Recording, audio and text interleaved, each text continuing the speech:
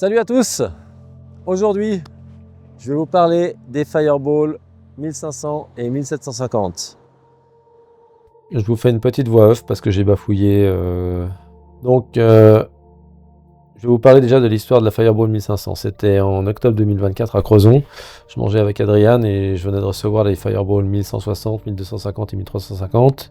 Et aussi la troisième version de la vieille 1700 que vous pouvez acheter sur AliExpress. D'ailleurs, je ne sais pas quelle version ils vendent, car Adrian il a changé d'usine entre la version 2 et la version 3. Donc pas sûr que vous ayez la bonne, car les versions 1 et 2 fonctionnaient vraiment pas bien.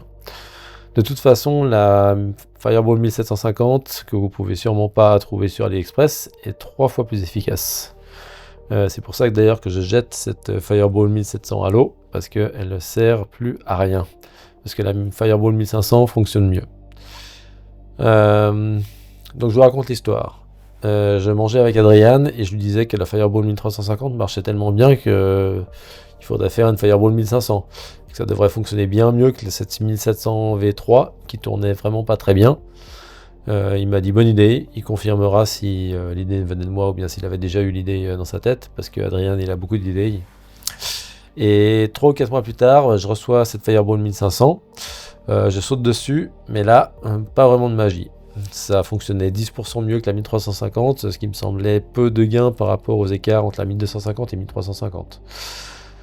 Et donc, j'envoie mon feedback à Adrian en lui disant que je pensais que son aile n'est pas très efficace et qu'il manque de la magie noire des Fireball. Il me dit que les autres riders la trouvaient bien et l'aiment bien en downwind. Je lui dis qu'elle ne marche pas sur le plat en tout cas, et plus de réponse après ça. 3 mois plus tard, je reçois une version 2, et là, je saute dessus, et là, c'est la magie. Ça glide direct, ça va vite, ça tourne plutôt pas mal.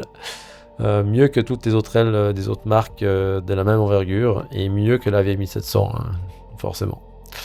Elle va plus vite que la 1350, c'est la vitesse de croisière en économie, c'est entre 17 et 18 km/h, et alors que la 1350, c'est 16 km/h. Je vous affiche mes temps de pumping pour les différentes Fireballs en eau plate, non salée, à plus de 18 degrés environ. C'est des temps un peu approximatifs. Avec la 1500, on peut encore prendre des petites vagues, ça pompe bien. Vous allez quasiment doubler votre temps de pumping avec la 1500 par rapport à la 1350. Faut vraiment la coupler avec un petit fuselage Silly Short ou Psycho Short pour libérer son potentiel et le petit Skinny 25. Pour moi, faire 1 heure avec la 1500, ça reste encore un challenge. Ça me fait bien transpirer, mais c'est possible. Pour rappel, je fais pas de course à pied, pas de randonnée. Quand je fais du ski ou snowboard, je remonte en télésiège. Pas de montée pendant une journée pour descendre juste 5 minutes. Moi, ce que j'aime, c'est descendre. J'ai 50 ans, mon cœur monte à 180 max. Après, il faut que je me repose 10 minutes. Maintenant, pour parler des mâts. Si vous faites moins de 85 kg, vous pouvez rester sur le mât Ultra Pro.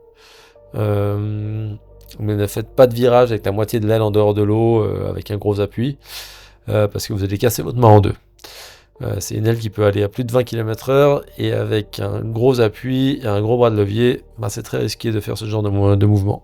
Mais sinon, pas trop de risques en utilisation normale. Si vous faites plus de 85 kg, le mât Fati et le fuselage Fati est de rigueur pour avoir un bon contrôle, ça c'est sûr. Pour la 1750, le mât Ultra Pro glisse super bien, mais c'est pas super agréable à rider car là, ça plie quand même pas mal. Mais par contre, ça ouvre l'heure de pumping à tout le monde, je pense. J'ai fait la traversée du lac de Neuchâtel avec un safety boat. D'ailleurs, merci à Carpi pour le safety boat. Je vous mets le lien de la vidéo commentée en haut à droite. C'est très intéressant, je pense, car j'ai mis toutes les données, vitesse, battement de cœur, etc. Et je me suis chopé du vent de face de 12 nœuds avec des moutons en plein milieu du lac. J'ai cru que j'y arriverais jamais. Une jolie petite aventure. Maintenant, je ne sais pas encore si le mât Fati me permet de pomper avec mon poids indéfiniment. Ce que je sais, c'est qu'avec le mât Alu, je dois m'arrêter toutes les 15 minutes dans l'eau à 18 degrés, car mon cœur monte trop haut. Je n'arrive pas avec ma condition physique, à maintenir mon cœur en dessous de 160, ce qui est tout à fait possible avec le mât Ultra Pro. Maintenant, l'eau est passée à 12 degrés, voire moins, avec plein de feuilles mortes dans l'eau, donc c'est très dur de faire des essais dans ces conditions.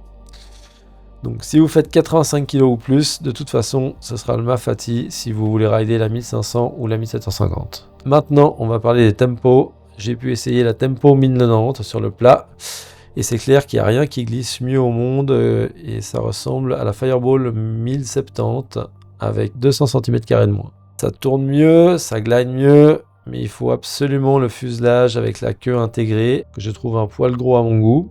J'ai pu essayer les queues où l'on peut mettre les stabs existants. J'ai mis mon petit Skinny 358-25 que j'ai coupé à 250-25. Ça rajoute un frein de dingue.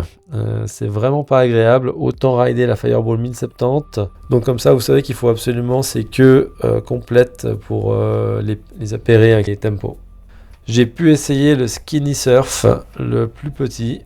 Ça rend les virages super doux. C'est super agréable, je dois dire, en vague et en downwind. Mais par contre, si on a besoin de pumper, ça rajoute un sacré frein, donc pas agréable pour le pumping pur.